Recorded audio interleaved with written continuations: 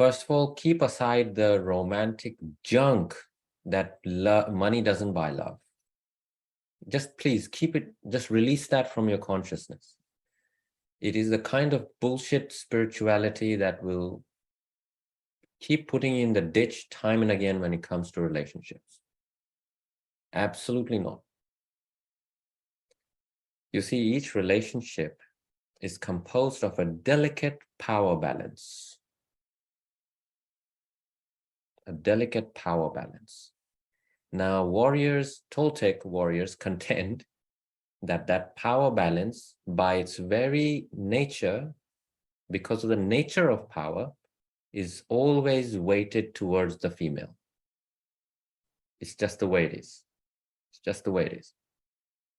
It's always slightly weighted towards the female. The female is heavier in the power department. Whether they know how to exercise it or not is nature doesn't concern. That's not the concern. You've been gifted with the power, you use it, lose it, it's your problem. But the balance is weighted slightly, okay? But what women do is they take that for granted, or the ignorance, no one taught them, or mother was awful, or whatever, aunties and whatever their particular, always it's the mother that they want to curse. It's fine, whatever. They take their power for granted, never learn to develop it, use it in a good holistic way to leave others better than they found them. And what they do is they compromise in self-value and money value, thinking that the man with the money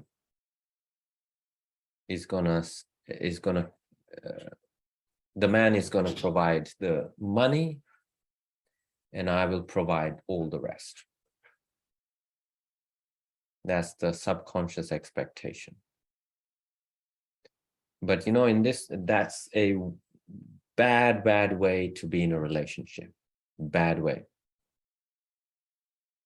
Because now all the actual power in this world, which is the money power, is now in someone else's hands and not in your hands. And you're fucking about with your relationship thinking you're the big bollocks.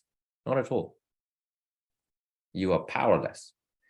There's a certain threshold below which you cannot be called prosperous or abundant. That threshold is different for different people. For me, that threshold is, you know, I always look at cash. I'm only as rich as my cash. I don't look at my assets, how much gold and silver I own, and properties and cars and elephants and camels and goats and donkeys. That's not wealth. That's assets. It's not wealth. Wealth is what you can spend right now if you wanted to, right now. Not, sorry, I have the money, but I need to sell my property first. No, fuck off. Get lost. No, that's not how it works. You're only as wealthy at any given point, especially for warriors who are very, very fluid, very fluid people. Cash works best for us. That threshold only you can determine. What amount of cash in the bank or actual cash in your house, wherever you have it, is going to make you feel prosperous and financially secure. Okay. Right?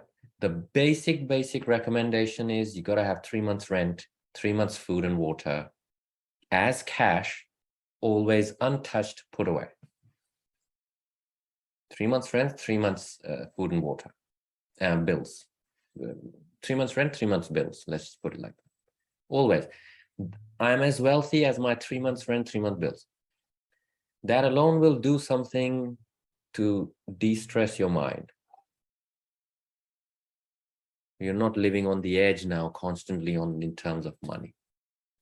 It buys you 3 months so that if something goes tits up in your relationship and he stops paying for the children, you're not going to be